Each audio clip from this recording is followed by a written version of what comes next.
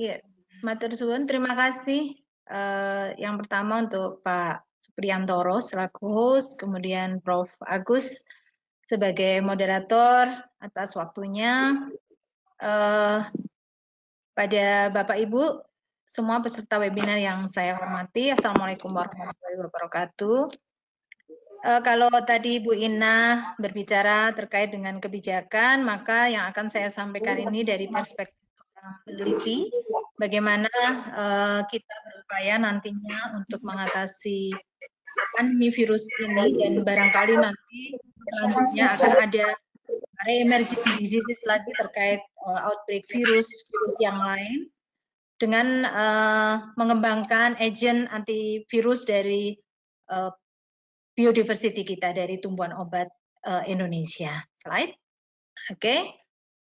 Kita mungkin beranjak dari virus ini. Saya bukan ahli virus, tetapi saya melihat bahwa virus ini masih debatable. Banyak pakar yang menyampaikan definisi, masing-masing menyampaikan definisi terkait virus. Ini menantang bagi kami peneliti ini untuk mengeksplor lebih jauh lagi. Jadi dengan fakta bahwa banyak ahli masih memperdebatkan terkait definisi saja, itu membuka peluang untuk kita mengeksplor dan memberikan tantangan bagi kami sebagai peneliti ini untuk meneliti virus ini lebih banyak lagi dan lebih intensif lagi. Begitu. Jadi virus ada yang mendefinisikan sebagai infectious agent with both living and non-living karakteristik, ada yang ini sebuah patogen, ada yang bahkan menyebut ini sebetulnya bukan makhluk hidup, dan lain sebagainya, sehingga virus menunggu kita untuk lebih banyak diteliti dan dieksplor lagi. Lanjut. Dari bentuknya, virus ini banyak sekali jenisnya, dan kalau kita lihat sangat indah, sehingga model-model virus yang sangat cantik ini juga menantang bagi seorang peneliti seperti kami untuk bisa menggali lebih jauh sebetulnya ini apa material ini sehingga bisa menimbulkan dampak yang begitu masif seluruh dunia. Makhluk kasat mata yang sangat kecil ukurannya, 1/600 rambut kita, tetapi efeknya melebihi Godzilla yang besar sekali. Jadi inilah tantangan kami dari seorang peneliti untuk bisa melihat dari perspektif seorang ilmuwan untuk mengatasi ataupun kita bisa menanggulangi dampak dari virus ini terkait kesehatan, ekonomi, sosial budaya yang saat ini kita alami di era pandemi COVID-19. Lanjut. Ada hal yang menarik dari COVID-19 ini. Selain dampak kesehatan, ternyata COVID-19 ini juga mengarise satu kreativitas di Indonesia ini untuk mengembangkan satu kegiatan yang implikasinya pada ekonomi, misalnya menjadi bentuk batik corona, bakso corona. Ini adalah hal-hal kreatif yang sudah yang sudah terpatri di masyarakat kita yang sangat kreatif, sehingga semestinya bagi seorang peneliti ini menjadi sebuah tantangan baru, tidak hanya bisa berefek pada ekonomi semata-mata, tetapi bagaimana kita nanti akan melihat peluang dari sisi kesehatan, begitu. Apa yang bisa kita sumbangkan dari sisi ilmu dan penelitian untuk memberikan solusi bagi permasalahan COVID ini di Indonesia. Lanjut. Nah, manajemen penyakit yang diakibatkan oleh virus kita ketahui banyak sekali. Tadi Bu Ina, kita bagi Kementerian Kesehatan, apalagi di kami Balai Besar Litbang Tanaman Obat dan Obat Tradisional, lebih menekankan pada upaya peningkatan daya tahan tubuh. Karena apa? Karena pengembangan obat baru, khususnya untuk antivirus, ini membutuhkan waktu yang sangat-sangat panjang. Jadi tidak bisa kemudian secara instan kita dipaksa untuk menghasilkan obat baru dalam waktu 1-2 bulan. Karena apa? Karena untuk menghasilkan obat baru membutuhkan serangkaian uji dari in vitro, kemudian in vivo, uji klinis, yang mana step-stepnya sangat banyak, sehingga membutuhkan waktu, biaya, dan sumber daya yang luar biasa. Untuk itu, dari sisi penelitian, barangkali yang bisa disumbangkan adalah untuk membuktikan keamanan dan khasiat bagi beberapa produk herbal dan ataupun tumbuhan obat yang potensial yang ada di sekitar kita, dalam rangka meningkatkan daya tahan tubuh. Seperti tadi kami sudah membahas di awal dengan Pak Supriyantoro, bahwa Tawangmangu beberapa tahun ini kita intensif melakukan pembuktian ilmiah dari jamu-jamu yang secara empiris dipercaya oleh masyarakat untuk mengatasi beberapa jenis penyakit, baik itu sindrom metabolik maupun degeneratif, dengan penelitian berbasis pelayanan, dan 2 diantaranya itu bisa digunakan untuk upaya preventif mengatasi pandemi COVID-19, yaitu untuk kebugaran dan imunomodulator. Beberapa tanaman yang kita sudah coba ataupun formula jamunya sudah kita share dari beberapa diseminasi maupun selebaran yang sudah kita upload melalui media sosial. Bapak Ibu, saya kira penanggulangan ini tadi sudah disampaikan oleh Bu Ina. Jadi sebetulnya langkah-langkah kecil yang sangat mudah kita lakukan untuk menghindari terkena kita dari paparan COVID itu sudah sangat umum, sudah sangat generik, dan ini adalah bagian dari presentasi saya yang sudah saya sampaikan beberapa tahun yang lalu sebelum ada pandemi COVID, itu bagaimana kita melindungi wajah kita dengan masker, cuci tangan secara sering, kemudian menutupi mulut dan hidung ketika batuk atau bersin, dan lain-lain. Lanjut. Nah, bicara mengenai potensi di biodiversitas tumbuhan obat Indonesia untuk pengembangan agen antivirus, itu kita mulai dari memetakan bahwa Indonesia tadi sudah disebut oleh Bu Ina, kita punya ribuan etnis, 1000 lebih etnis, dan data terakhir BPS ini tahun 2008 menyebutkan ada 1068 etnis dan subetnis yang tinggal di Indonesia ini dari Sabang sampai Merauke. Kemudian basis keanekaragaman budaya ini sebetulnya juga karena terefleksi dari posisi Nusantara ini yang berada di Katulistiwa, di mana merupakan tempat persinggahan begitu banyak etnis dari timur barat, sehingga akhirnya Indonesia dikaruniai dengan beragam etnis yang campur baur dari seluruh Indonesia. Lanjut, posisi strategis Indonesia ini juga menimbulkan efek pada keberagaman ekosistem. Jadi Indonesia itu saya kira memiliki ekosistem paling kaya di dunia, karena mulai dari laut sampai pegunungan tinggi di Puncak Jaya yang bersalju, jadi mulai dari kedalaman laut dengan flora lautan yang luar biasa banyaknya, kemudian ada daerah pantai, mangrove, daerah swamp, rawa-rawa, hutan hujan tropis, padang ilalang, savana, sampai ke salju di Puncak Jaya. Lanjut. Ya, keanekaragaman hayati Indonesia ini konon sekarang menduduki peringkat keempat di dunia. Untuk tumbuhan flora berbunga itu kita punya 40.000 spesies. Jadi selain itu kita punya banyak sekali jenis-jenis hewan, flora fauna, yang mana kalau misalnya kita mau jadi ahli biodiversity, kita nggak usah melangkah keluar pagar, kita bisa mengeksplor berapa banyak sih sebetulnya serangga yang ada di sekitar rumah kita bisa mencatat atau mengamati. Mungkin yang bisa saya sharing, di sekitar rumah saya saja saya bisa mengamati kurang lebih ada 8 sampai 10 jenis semut. Mulai dari yang kecil, berwarna merah, hitam, dan lain-lain. Bapak Ibu mungkin secara sepintas bisa mengamati betapa kayanya kita akan keanekaragaman hayati. Lanjut, ya. Nah, pengembangan obat baru, termasuk obat-obat antivirus, itu bisa dilakukan dengan 2 arah. Yang pertama adalah dengan screening buta atau random screening. Kita datang ke hutan, kita datang ke tempat-tempat di mana sumber-sumber biodiversitas ada, kita mengeksplor, mengambil, kemudian melakukan screening. Jadi ada alat canggih yang bisa kita gunakan dengan high throughput screening untuk memperoleh senyawa-senyawa baru, kemudian baru dilakukan uji bioeksi. Pendekatan kedua adalah yang lebih mudah dan bisa memperpendek, memotong waktu dalam eksplorasi senyawa aktif, yaitu dengan pendekatan etnomedicine.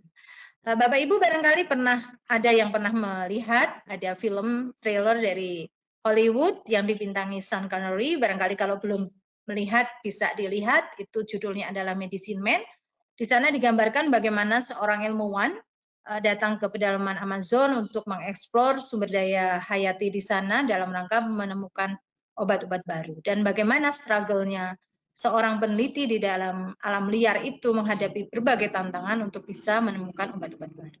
Lanjut, salah satu contoh pendekatan etnomedicine untuk pengembangan obat baru itu kita sudah memperolehnya. Yang satunya adalah quinine, yang saat ini juga sudah diuji klinis untuk mengatasi virus COVID-19, dan juga artemisinin. Ini bermula dari pengetahuan lokal etnomedicine masyarakat, kemudian dieksplor, dikembangkan menjadi obat-obat baru.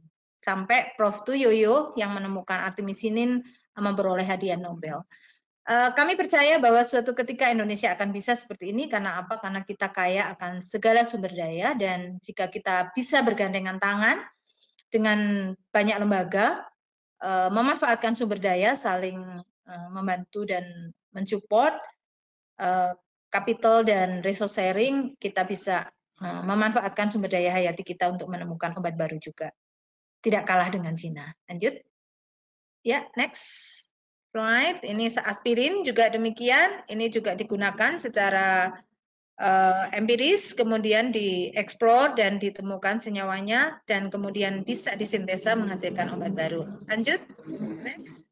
Nah, pendekatan endomedicine sudah kita lakukan riset di tahun 2012, 2015, 2017 di Tawangmangu sebagai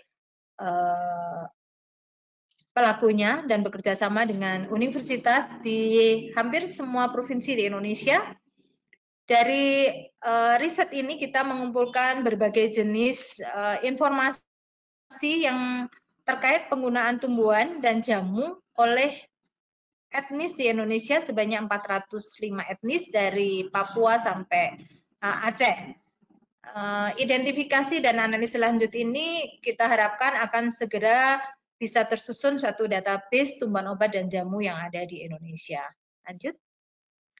Ristoja bertujuan untuk memetakan semua pengetahuan lokal etnomedicine yang ada di seluruh Indonesia. Untuk itu kita tahun 2012 memetakan sebanyak 209 etnis di 254 titik pengamatan sesuai yang ada di peta tersebut. Jadi bulatan hijau merupakan titik pengamatan di mana daerah itulah yang kita datangi untuk kita eksplor.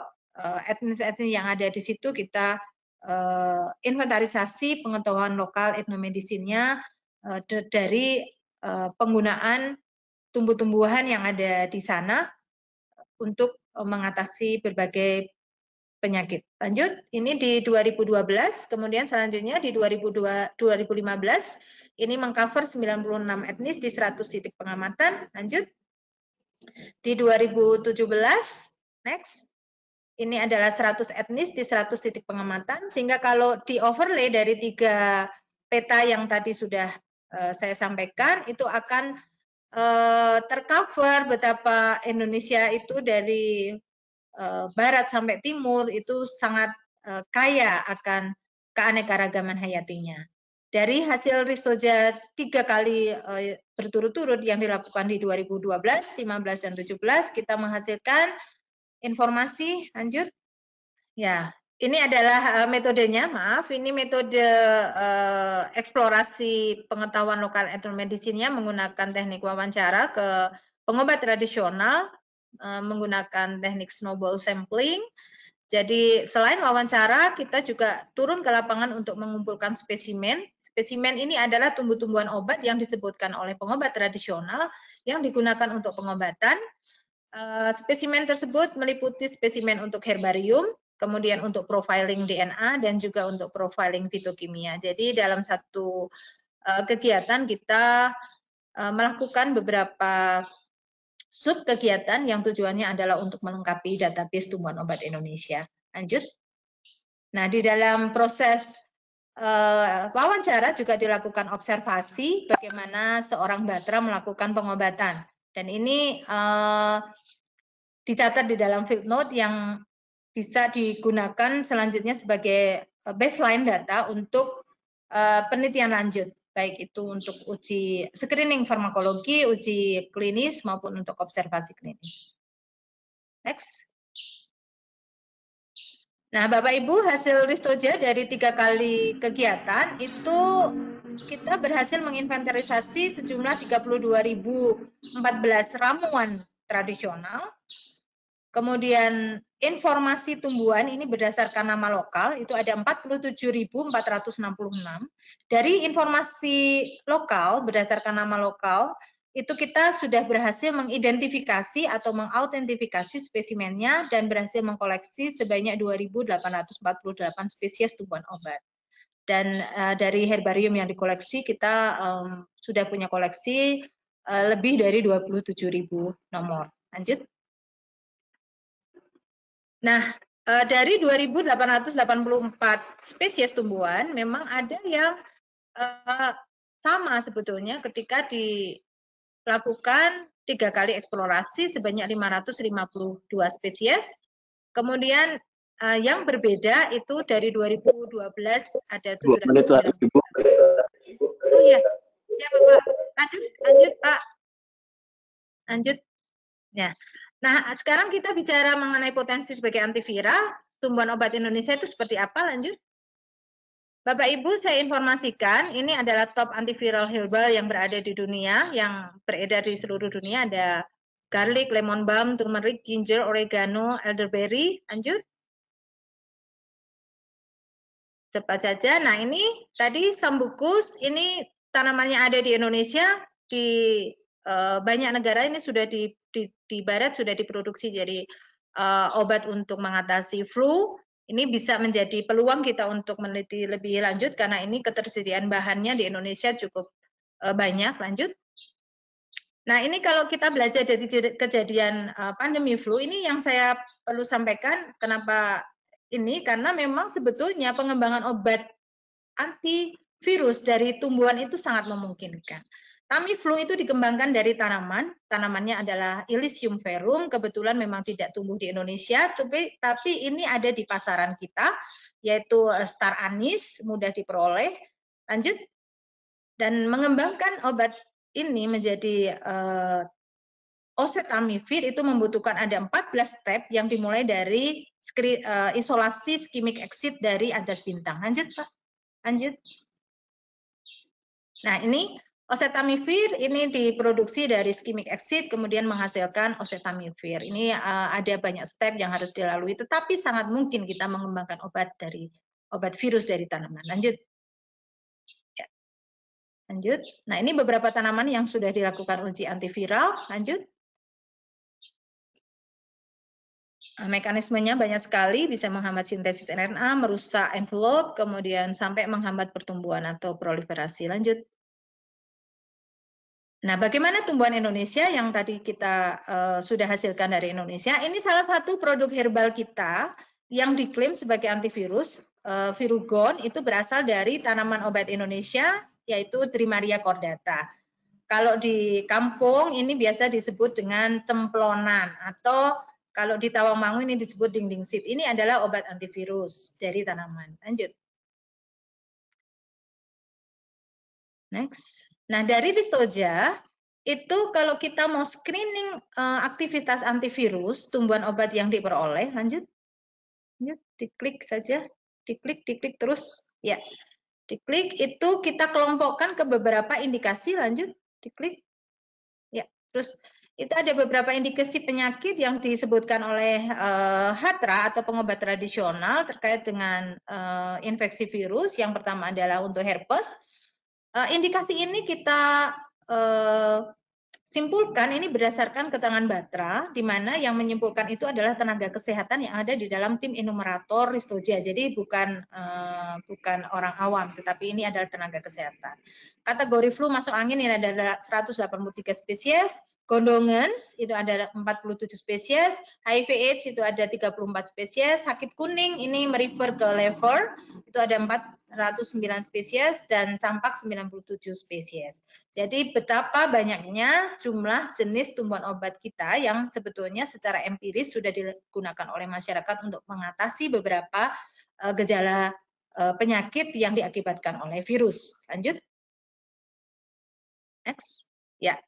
Ini 10 tanaman obat terbanyak yang digunakan untuk mengatasi penyakit akibat virus, hasil riset tumbuhan obat jamu. Ini ada untuk herpes, ini ada Ficus septica, kemudian jahe, Aleritus molucanus itu ada kemiri, kemudian untuk flu itu ternyata didominasi oleh jahe, curcuma longa itu adalah kunyit, Allium cepa itu adalah bawang merah, Ageratum dan lain sebagainya. Lanjut. Dan masih ada beberapa indikasi penyakit. Ini tanaman obat Indonesia yang menjanjikan untuk pengembangan antivirus itu didominasi oleh tanaman-tanaman yang berasal dari famili Piperacea, kemudian ada Acanthacea, Zingiberaceae. Ini berdasarkan pada hasil analisis tumbuhan obat yang digunakan secara empiris oleh Batra di Listoja 2012, 2015, dan 2017. Lanjut. Nah, Bapak Ibu, bagaimana kita mau mengembangkan tanaman obat Indonesia untuk antiviral? Itu sebetulnya ada 3 skema yang bisa saya sampaikan. Kita bisa eksplorasi random yang tadi saya sampaikan. Kita bisa studi kemotaksonomi, misalnya merefer pada penemuan oseltamivir dengan pengembangan skimik exit untuk menjadi oseltamivir. Kemudian setelah studi kemotaksonomi kita bisa mengumpulkan spesimen, ini lebih targeted. Kemudian dilakukan bioassay guided extraction, kemudian kita bisa menemukan kandidat. Lalu dengan pendekatan data etnomedicine bisa dilakukan dengan 2 metode. Yang pertama kita dengan observasi klinik, jadi kita datang menungguin si pengobat tradisional melakukan pengobatan, mengevaluasi bagaimana respon pasien, kemudian kita bisa memilih tanaman obatnya. Lalu dianalisis dari data hasil Listoja melalui analisis fidelity level dan use value, kita bisa memilih tanaman, kemudian dilanjutkan dengan ekstraksi dan uji bioassay. Lalu kita bisa menemukan kandidat. 3 skema ini tentunya membutuhkan masing-masing ke bidang keilmuan tersendiri. Lanjut. Ya. Tinggal 1 slide, lanjut. Nah, ini publikasi terakhir dari Ibu Siti Khairunnisa dari UNER, sudah melakukan penelitian in vitro dengan molecular docking menggunakan aplikasi beberapa senyawa yang dilakukan docking untuk mengetahui potensinya dalam memerangi atau mengatasi COVID-19. Antara lain adalah Eleuropein, ini ada dari tanaman Olea europea atau dalam bahasa Indonesianya mungkin kita bisa menyebutnya adalah minyak zaitun ya. Kemudian ada apigenin 7 glikosida, lutein 7 glikosida, narin genin, kemudian quercetin tadi disebut juga oleh Bu Ina. Quercetin ini merupakan golongan flavonoid juga, ada epikatekin galat dan katekin ini juga golongan flavonoid. Jadi ini mulai dari apigenin, quercetin ini adalah golongan-golongan flavonoid yang sangat menjanjikan dipakai untuk pengembangan agen antiviral. Kemudian ada dimetoksikurkumin, kurkumin dan camferol ini dari golongan flavonoid juga sebetulnya polifenol yang juga sangat memungkinkan untuk dikembangkan lebih lanjut sebagai senyawa antivirus.